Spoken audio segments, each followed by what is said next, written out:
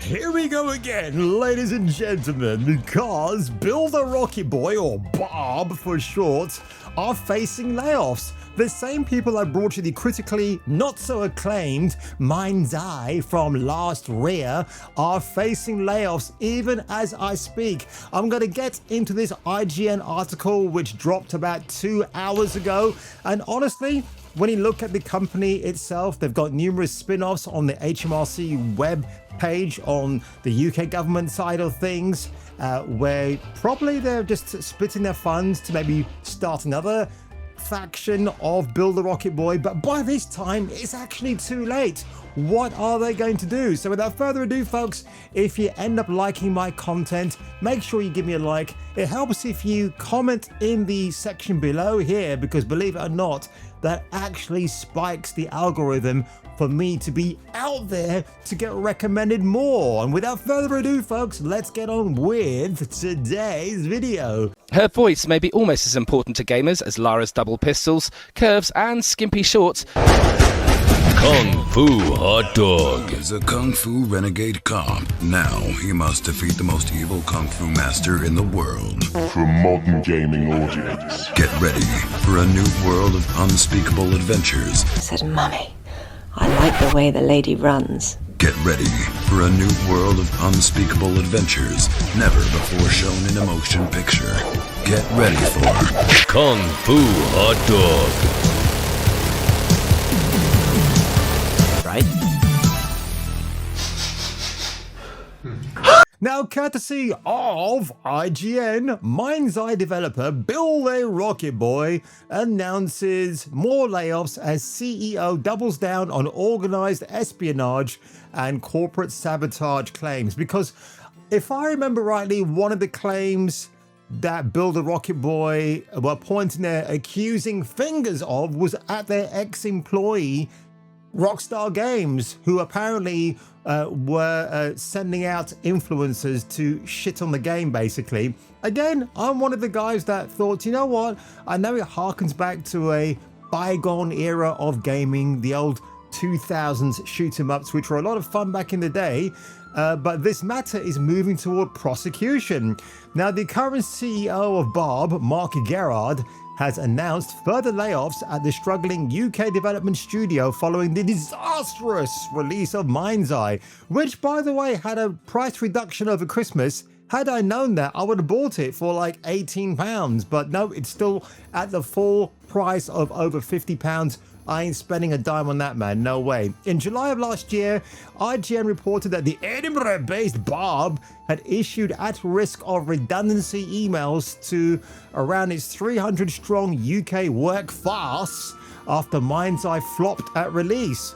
Soon after MindsEye came out, Bob said it was heartbroken over the issues players had faced with the game. But hang on a minute, I've got to stop right there, because honestly, Leslie Benzies, as much as I thought you were a good dude, you're actually an absolute douchebag. Just across, we can't quite see it from here, but it's just through the trees on the other side there, like, you can actually just see the main tower. Just through the trees, you can just see. Might get it, see it from up here, huh? You guys made a shit game to begin with. Yeah, there was a lot of promise there. You even had Elias Tufexis as the main character, Jacob. Correction, Hot Dog.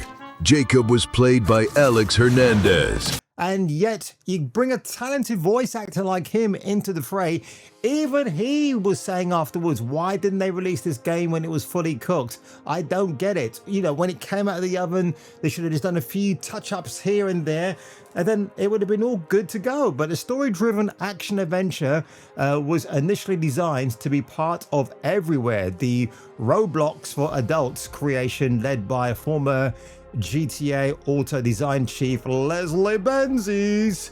Bob eventually switched to focus on MindsEye, but it has so far failed to do the business for the company. Yikes.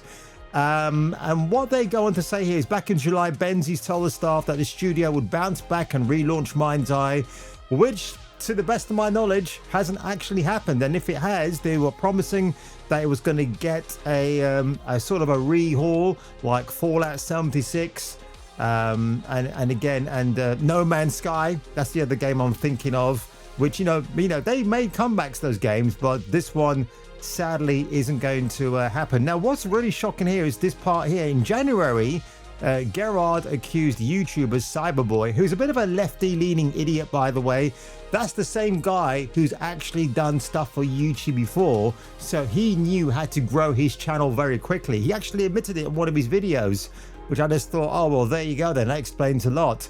Now, he accused Cyberboy of media manipulation and espionage and sabotage and interference targeting because somebody at Bob had leaked him information, which obviously it turns out it was true because they issued Build, or rather Cyberboy, with a cease and desist demand posted to their own Discord. It's profoundly disappointing to learn that certain Bob employees continue to leak confidential information to you, thereby betraying their colleagues, our studio, and the broader community we serve, Gerard said.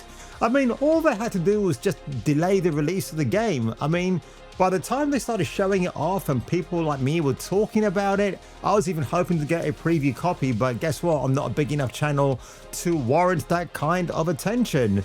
But there's a sort of a gleaming threat here from Mark Gerard, where I think it's directed at the employees and maybe influencers who want to share this through anonymous sources. Rest assured, you and your associates involved in this media manipulation cabal will be served with legal papers imminently as Bob proceeds with complaints alleging criminal espionage, sabotage, and interference. You're all in very serious trouble. So again, yeah, it's not surprising that Leslie Benzies is on a well-earned temporary leave, which means stress.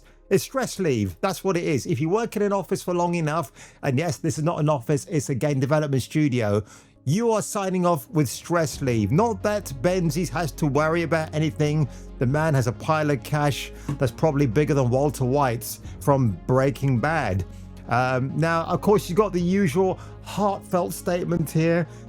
He has our deepest gratitude, and with the leadership team and your support, I will guide us forward. He added. Gerard signed the email as CEO rather than putting his own name. Holy shit. As for MindsEye itself, it's still struggling for players despite a number of updates. At the time of this article's publication, just 11 people on Steam were playing the game over a 24-hour peak concurrent period. Holy moly, bro.